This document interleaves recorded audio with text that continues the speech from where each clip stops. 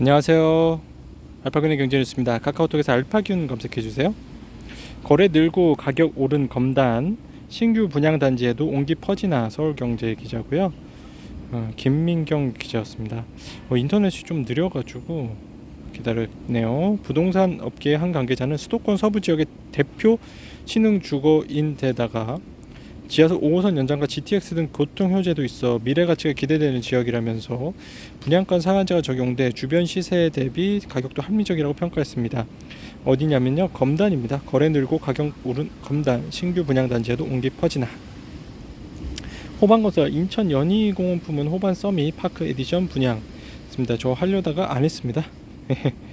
호반 7억이 좀 비싼 것 같아요. 호반 서밋 파크 에디션은 정가구 남양 위주의 단지 배치로 공원 조망권을 살렸으며 4베이 판상형 구조를 적용해 채광과 통풍을 극대화했다. 가변형 벽체를 활용해 소비자 라이프 스타일에 따라 다양한 공간 연출이 가능하다. 전용 84제곱미터 타입은 주방, 팬트리 등 넉넉한 수납 공간을 제공하며 99제곱미터 타입은 드레스룸, 수납장, 일체형 파우더장, 알파룸 등을 통해 공간 활용도를 높였습니다. K뷰티 잃어버린 8년 중국 변화 모델거 시총 23조 증발했습니다. 조회수 한 건이고요. 강인선 기자입니다. LG화학에서 중국 매출 비중이 급격하게 감소하지 않은 데에는 두 가지 이유가 있는 것으로 분석된다. 첫 번째는 LG화학이 보유한 화학 제품이 고부가 가치 상품이란 점이다. LG화학은 고부가 가치 폴리염화 비닐 PVC과 높은 기술력을 요하는 ABS 등이 전체 제품의 80%를 차지하고 있다. 이들은 저부가가치 제품에 비해 수요가 더 느리게 줄었다는 분석이다. 2차전지 소재 사업을 키운 점도 주요했다는 것으로 보인다. LG화학이 만든 양극재로 LG에너지솔루션이 배터리 제조해 테슬라 중국 공장에 수출하면 이는 LG에너지솔루션의 중국 매출로 잡힙니다. DB손보 오토바이 천국 베트남서 차 보험 패러다임 바꿉니다. 조회수 한 건이고요. 황혜림 기자입니다. 베트남 손보사 3개를 경영하게 된 DB손보는 어깨가 무거워졌다. 우선 자동차 보험 1위사로 입지를 굳히기 위해 차별화된 이륜차 보험 상품을 내놓을 계획이다. 베트남 손보 시장에서 이륜차 보험은 가장 대표적인 상품이지만 각 보험사 간 상품 차이는 거의 없습니다. 양지윤 기자입니다. 미국, 일본에서 대박 애경 실적 청신호 됐군요. 애경 산업은 해외에서 이런 성과에 힘입어 올해 실적이 대폭 개선될 것으로 예상했다. FN기에 따르면 올해 애경 산업의 영업이익 컨센서스 증권사 추정치 평균은 600억 원입니다. 지혜진 기자입니다. 유증과 사인 증여는 어떻게 다를까? 머니에스고요.